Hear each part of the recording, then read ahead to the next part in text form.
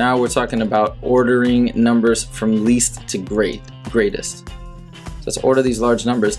Now this, we can look, and I mean, this is basically just straight up the number with the most digits, since they're all whole numbers, is going to be the biggest, and the biggest number is going to go over here. Remember, the open side always eats the largest number. So you see this one, this number is greater than this number is greater than this number is greater than this number. It's kind of like pointing down, it's pointing to the lowest.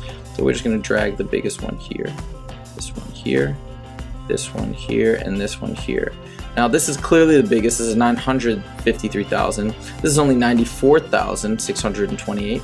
So it's in the tens of thousands. These two are both in the thousands, but this is 5,000 versus 2,000, almost 6,000.